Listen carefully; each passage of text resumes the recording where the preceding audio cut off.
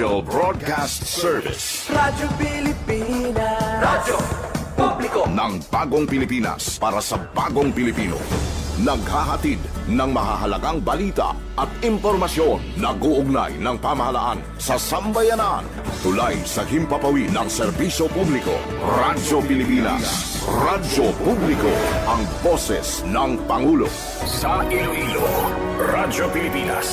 585 AM. Oras sa Radyo Pilipinas Philippine Standard Time, alas 8:01 sa aga.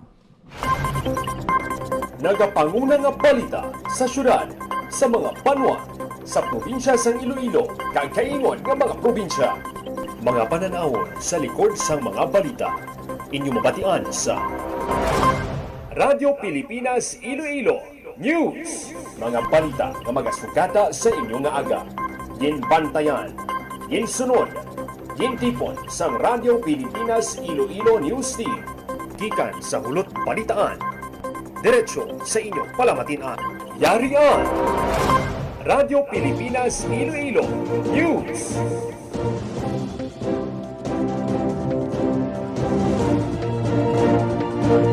Mayong aga Pilipinas, good morning Western Visayas. Welcome sa Radyo Pilipinas News sa buong adlaw sang Miyerkules, Pebrero 25 tuig 2026. Ako ang inyo tagbalita, Jinel Baclay, kag karon sa aton mga pangulong dinalan. Secretary Benitez ginpangunahan ng groundbreaking ceremony sa TESDA Regional TVET Innovation Center sa Iloilo. DSWD Field Office 6 nagiwat ang send-off activity sa mga miyembro sa Iloilo Quick Response Team para sa ASEAN Summit sa syudad. Iloilo City Mayor Raisa Treñas nag-issue sang executive order na tuhoy sa suspensyon sang face-to-face classes sa syudad sang Iloilo halin Pebrero 25 tubtob 27. Western Visayas nagpauli isang pagkilala sa bagong Pilipinas National Trade Fair sa Metro Manila. Headline.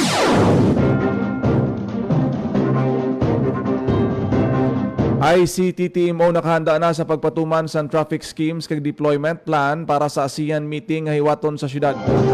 City government nagpaandam sa mga nagalapta nga fake news na tuhoy sa mga basura sa downtown area matapos ang selebrasyon sang Chinese New Year. PRO6 ginatag nga hindi abduction ng natabo nga pagdakop sa isa ka babayi sa Banwa sang Pavia. Kag programa para sa pagpabaskog sang maternal kag child nutrition ginlunsar sa Negros Occidental. Headline.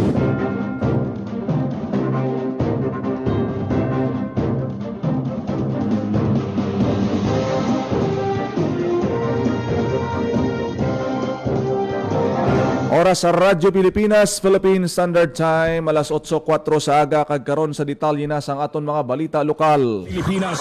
Radyo Pilipinas News. Secretary Benitez ginpangunahan ang groundbreaking ceremony sang TESDA Regional TVET Innovation Center sa Iloilo. Radyo Pilipinas. Radyo Pilipinas. Report. Sa detalye sang balita ni Marian Grace Ereñeta. Unahan ni Technical Education and Skills Development Authority o TESDA Director General Jose Francisco Kiko Benitez ang groundbreaking ceremony sa Regional TVET Innovation Center kon Arctic nga nahamtang sa syudad sa Iloilo sang Martes, Pebrero 24. Ang pagpatindog sang Arctic kabahin sa supporting innovation in the Philippine Technical and Vocational Education and Training Project nga isa ka nationwide reform program nga ginapangunahan sang TESDA nga may funding support halin sa Asian Development Bank. Gimpayag ni Secretary Benitez nga isa ka center ang ipatindog sa kada rehiyon kag sa Western Visayas ipahamtang ini sa Iloilo City sa tubangan sang TESDA 6 Regional Office. Dugang pa ni Secretary Benitez nga ang Arctic hindi lang basta building kung hindi mangin sentro man ini sang inobasyon sang TVET ecosystem. Ang pagpatindog sang Arctic nagatuyo nga mapakamaayo ang employability sang TVET graduates samtang gina-expand ang access sa high quality industry-aligned training agad mapreparar ang mga Filipino worker para sa rapid technological change, nagabago nga industry needs kag global competition. Magatanyag ang Arctic sang higher level national certificate kag diploma program. Ang proyekto magapilot man sang digital, hybrid kag immersive learning technologies agad mangin flexible kag future ready ang mga training program. target nga makompleto ang 2,020 square meter nga 1-unit 3-story Arctic Iloilo sa Disyembre sini nga tuig. Yara man sa kayutan sa Deputy Director General for Administration and Innovation, Galo Glino, TESDA 6 Officer in Charge Esther Babalo, mga Provincial Director kag partners sang TESDA. Samtang magluwas sa groundbreaking ceremony, naghiwat man sang signing of pledge of support ang mga partners sang TESDA sa rehiyon kag Memorandum of Agreement signing kaupod ang CIFDEC kag Meralco kag sang Deed of Usufruct kaupod ang LGU Binavesta sa Guimaras para sa lupa sang Provincial Training Center sa Guimaras. Para sa Bagong Pilipinas, Mayan Grace Arenyata, Radyo Pilipinas, Radyo Publiko. Radyo Pilipinas. Radyo Pilipinas News. Amat-amat na nga makita na presensya sa pila ka mga security forces sa pila ka strategic area sa syudad sang Iloilo kabahin sang pagpanghanda sa hiwaton nga siyan summit sa syudad. Talalupang doon ang pagbantay sang katapos ang kapulisan malapit sa pila ka mga hotels kag area nga posible mangin venue sang sinapol sang mga delegado. Sa bahin sang Iloilo Convention Center, mayara naman sang deployment sang kapulisan nga naka-standby sa lugar. May pila man ka checkpoint areas sa ginpahamtang sa border sa syudad sang Iloilo gud masikyar sa mga nagasulod nga motorista. Sa datos sang PRO6, yara sa masobra 1,700 ka personnel ang magabantay sa hiwaton nga siyan summit nga magasugod subong adlaw Pebrero 25 tubtob Pebrero 27. Radyo Pilipinas. Radyo Pilipinas News. DSWD Field Office 6 naghiwat sang send-off activity sa mga miyembro sang Iloilo Quick Response Team para sa ASEAN Summit sa syudad. Radyo Pilipinas. Radyo Pilipinas. Sa balita ni Marian Grace Erenyeta. Naghiwas ang send-off activity ang Department of Social Welfare and Development Field Office 6 sa mga miyembro sang Iloilo Quick Response Team o QRT. Kabahin ang send-off activity sa preparasyon sang ahensya para sa 49th meeting of High-Level Task Force on Asian Economic Integration sa Iloilo City. Ginpa-standby ang Iloilo QRT para mag-augment sa nagapadayon nga operasyon kag maghatag sang nagakaigo nga bulig nga ginahatagan sing prioridad ang kaluwasan sa mga delegado sang summit sa tion sang bisan ano nga insidente. Magluwas sa send-off activity, naghiwat man si DSWD6 Regional Director Joselito Estember sang Emergency Operations Center o kon EOC briefing. Naghatag man sang mando si RD Estember sa QRT kung sa diin gin-highlight niya ang pagsunod sa standards ng DSWD sa disaster response augmentation, partikular sa high-level events. Nakaangkla sa buong bansa framework sang ahensya, ginatagan importansya ni RD Estember ang implementasyon sa mga protocol sa camp coordination kag camp management. Ginpasiguro sang DSWD6 sa publiko nga nagapabilin ang regional office sa heightened alert kag padayon ang maid-id nga ginabantayan ang sitwasyon sa ground kag handa nga maghatag sang bulig kung kinahanglanon.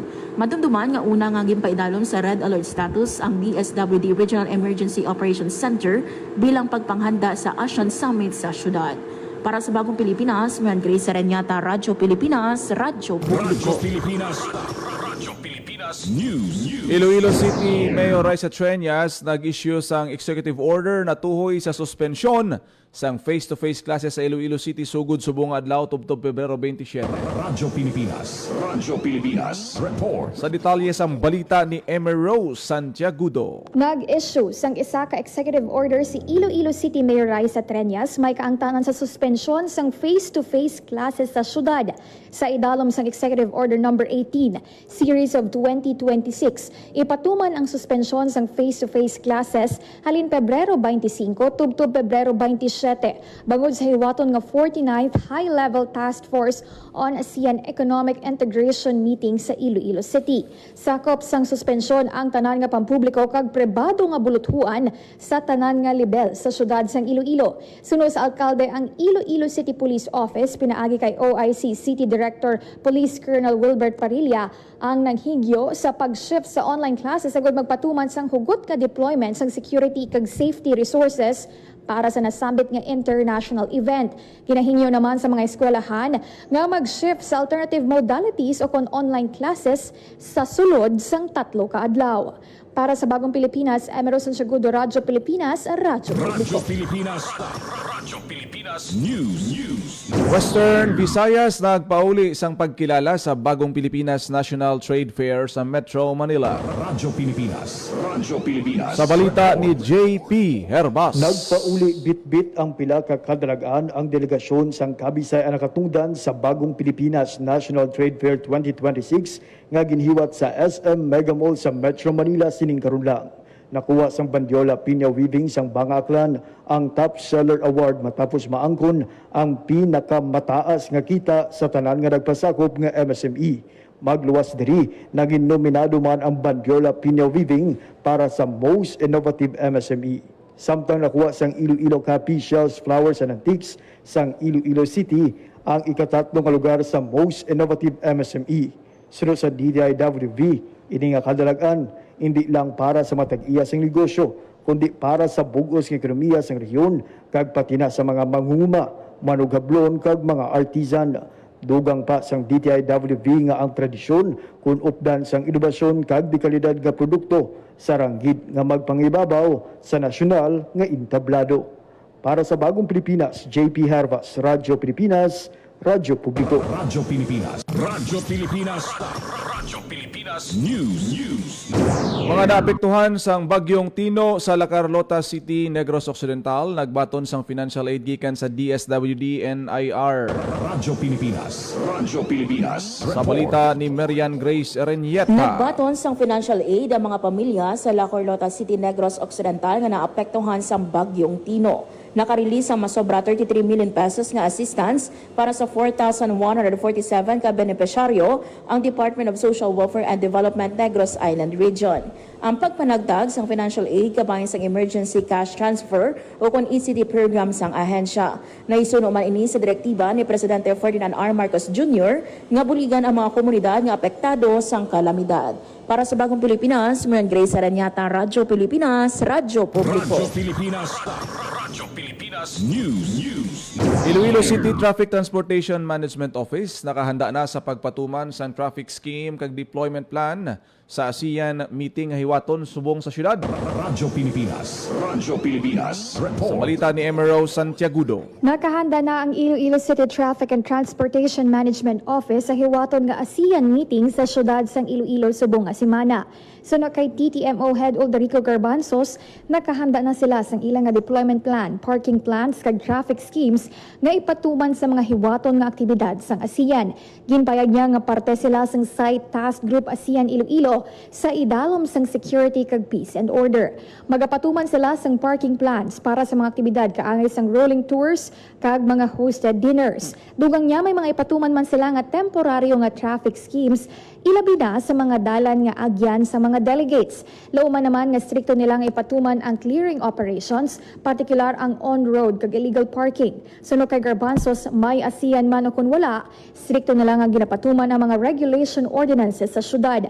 Mensahe naman ni Garbanzos sa publiko kag motorista nga mangin disiplinado kag ipakita sa mga bisita kag delegates nga nagasunod sila sa traffic rules kag regulations.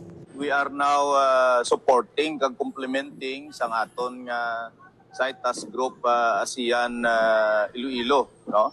Under na kami sa sining Site Task Group ang may gin-divide na ini nga mga functional nga mga areas like sa security, sa peace and order kag sa emergency preparedness and response, no? So under kami sa peace and order and security. Insofar yan, no, sa task unit, traffic and clearing, kami ready na kami and we have already prepared sang amon nga deployment. We have already prepared sang amon nga mga parking plans kag traffic scheme, no, sa mga side events sang aton nga ASEAN, particularly ining mga rolling tours kag ang mga hosted dinner. Ang kabahin sa pagpahayag ni TTMO Head Ulderico Garbanzos. Para sa Bagong Pilipinas, Emerald Santiagudo, Radyo Pilipinas, Radyo Publiko. Radyo Pilipinas News. Nagpanda ang Iloilo City Government pinagi sa General Services Office sa fake news nga nagalinapta sa social media natuhoy sa mahigko nga mga dalanon sa downtown area nga puno sang basura matapos ang selebrasyon sa Chinese New Year. Sa social media post makitaan nga nagalinaptang basura sa mga dalanon sa Isnart kag JM Basa. Apang kung himutadan ini, makitaan nga lunsay edited ang mga social media post gamit ang AI. Nanindugan ang JSO nga wala ini sang kamaturan kag basihan bangod sa ila field personnel gintinluan ang mga dalanon sa city proper sa tion sa selebrasyon sang Chinese New Year. Nagalabot patubtob alas 2 sa kagahon ang pagpaninlo sa mga empleyado. Kagin pa siguro nga kada selebrasyon sa syudad matinlo ang mga dalanon. Nagpanugyan ang GSO sa publiko nga gileon nga i-report ang mga nagalaptang nga fake news. Radyo Pilipinas News. Police Regional Office 6 ginatag nga India abduction na natabo sa isa ka babayi sa Banwa sang Pavia. Radyo Pilipinas. Sa detalye sang balita. Ginatag sa Police Regional Office 6 ang report nga naglapta sa social media angot sa ginapasuni abduction nga nagluntad alas 6:30 sang gabi sa Pebrero 23 sa Purok 3 Pavia, Iloilo. Sa ginpagwa nga official statement sa PRO6, santo sa investigasyon sa Pavia Municipal Police Station, ang insidente ang hindi abduction kundi personal nga problema akong love quarrel sa tunga sa isa ka babae nga si alias Steph kag ang iya ex-boyfriend. Mismo si alias Steph ang nagklaro sang hitabo sa kapulisan tukoy sa ila problema sang anay kahagugma. Ginpangabay naman sang Police Regional Office 6 sa publiko nga likawan ang pagpalaptas sang sala nga impormasyon labi na sa social media agod hindi na makatuga pa sang alarma. Para sa Bagong Pilipinas, General Baclay, Radyo Pilipinas, Radyo Publiko. Radyo Pilipinas News. Programa para sa pagpabaskog sang maternal kag child nutrition ginlunsar sa Negros Occidental. Radyo Pilipinas. Sa detalye sang balita ni JP Herbas. Ginlunsar sa Negros Occidental ang Barangay First 1,000 Days Phase 3 Project, isa ka programa para pabasugon ang maternal kag child nutrition. Ang programa resulta sang pagbinuligay sa Provincial Government of Negros Occidental, Department of Health, kag National Nutrition Council katuwang ang duha ka pribado nga organisasyon. Target sang proyekto nga mabuligan ang 5,000 ka nagabuso nga kababainhan kag malapit 28,000 nga kabataan nga bag-ong bunag tubtob 5 ka tuig halin Enero 2026 tubtob September 30, 2027 gikan sa Banwa sang Ibi Magalona, Kawayan, Ilog, Pontevedra kag Tuboso. Mangin-focus ang programa ang pagpanami pa sang local nutrition system sa barangay level, pagsuporta sa mga nagabusong kag lamharon nga mga nanay, pinaagi sa edukasyon kag counseling, kag pagduso sang husto nga feeding practices sa magagmay nga kabataan. Para sa Bagong Pilipinas, JP Harvas, Radyo Pilipinas, Radyo Publiko. Radyo Pilipinas News. Ginpangabay ang mga motorista sa pag-obserbar sa igapatuman nga traffic rule sa maabot nga Pebrero 25 kun subong adlaw. Alauna karon sa hapon, pila ka mga dalanon na mapektuhan kasunod sang paghiwaton nga foot parade kabahin sang trillion peso march. Lakip sa agyan sa March Rally ang right lane sang karsada gikan sa Iloilo Provincial Capital, Bonifacio Drive, lapos sa Luna Street, E. Lopez Street hasta sa Haro Plaza sa tubang sang Haro Cathedral, Rizal Street. Ginabisuan sang ICTMO ang mga motorista nga magpangita sang alternatibong alagyan agod makalikaw sa heavy traffic. Radyo Pilipinas News. Show cause order ginpapanaog sang Land Transportation Office 6 sa Kalinog Bus Line. Kasunod sa natabo nga pagka-aksidente sang ilang nga bus sa Banwa sang Lambunaw sang Valentine's Day. Radyo Pilipinas. Sa detalye sang balita. Kinapanaogan sang show cause order sang Land Transportation Office Region 6 ang operator sang passenger bus nga nadisgrasya sang Valentine's Day sa barangay Maribong, Lambunaw, Iloilo sa diin pila ka pasahero ang napilasan. Gin-aprobahan ni LTO 6 Regional Director Attorney Hadyosoy Duspan II ang rekomendasyon sang Regional Office Intelligence and Investigation Unit sang LTO sa pag-issue sang show cause order sa operator sang Kalinog Bus Line. Santo sa investigasyon sang kapulisan, duha ka motorsiklo kag isa ka tricycle man na sa gairan sang bus sa diin lakip sa na-hospital ang isa ka 21 anyos nga estudyante.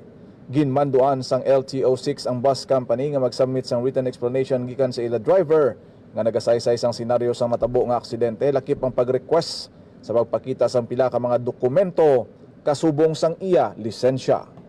Luyag sang LTO nga maalerto ang mga bus company kag tanan nga mga PUJs nga dapat gid unahon ang seguridad kag iprioridad ang safety sang ilang mga pasahero. Para sa Bagong Pilipinas, General Baclay, Radyo Pilipinas, Radyo Publiko. Radyo Pilipinas. Radyo Pilipinas News. Masobra duha ka libo ka job vacancies mahimo maaplayan sa iwaton nga Parao Regatta Peso Job Fair subong adlaw.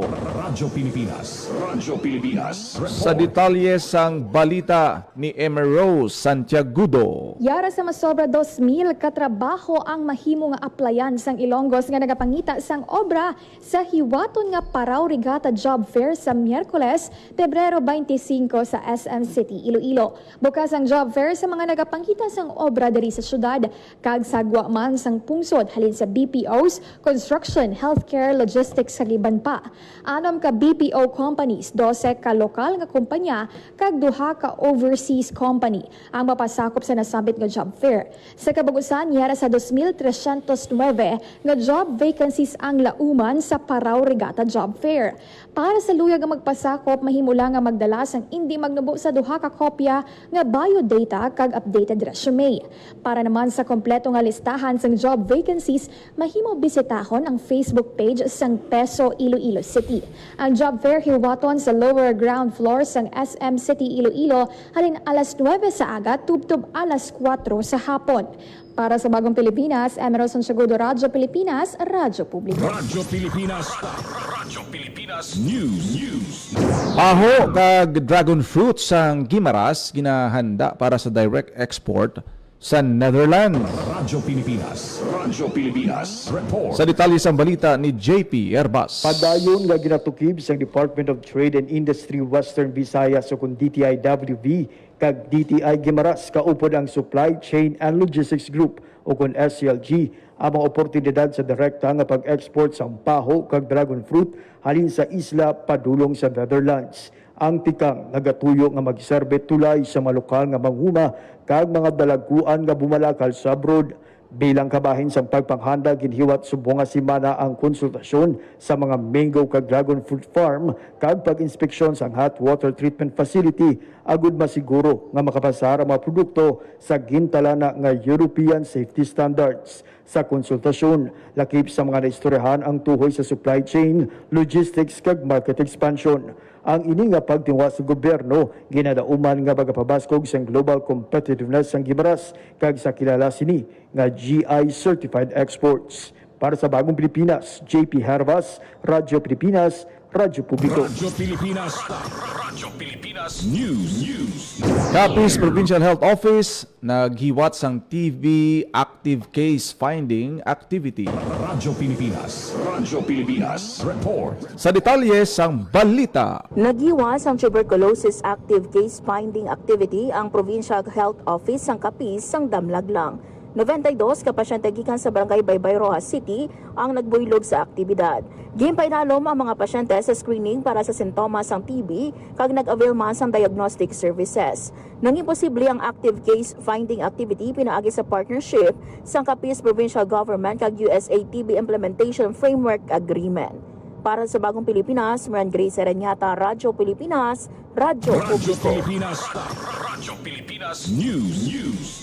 Oras sa Radyo Pilipinas, Philippine Standard Time, alas 8:25 na sa aga. Radyo Pilipinas. Radyo Pilipinas. Kagin nyo nabatian ang detalye sa mga nagapanguna nga balita sa pagpangalagad sang Radyo Pilipinas News subong adlaw sa Miyerkules, Pebrero 25 tuig 2026. Sa dugang pangabalita kag impormasyon, please share, follow kag like lang sa aton Facebook page Radyo Pilipinas Iloilo. Salamat sa mga nagapadayon sa pag-follow kag pag-like ha sa aton nga mga programa diri sa Radyo Pilipinas sa Iloilo. Salamat sa mga nagaupod sa aton FB Live.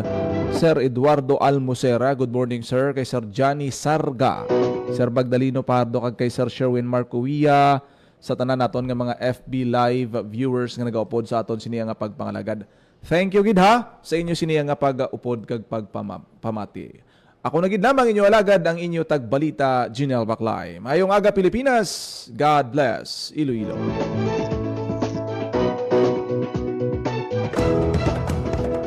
Ito ang Presidential Broadcast Service Radyo Pilipinas. Radyo Publiko. ng Bagong Pilipinas para sa Bagong Pilipino. naghahatid ng mahahalagang balita at impormasyon na guugnay ng pamahalaan sa sambayanan. Tulay sa himpapawid ng serbisyo publiko. Radyo Pilipinas. Radyo Publiko. Ang boses ng Pangulo. Sa Iloilo, Radyo Pilipinas, 585 AM.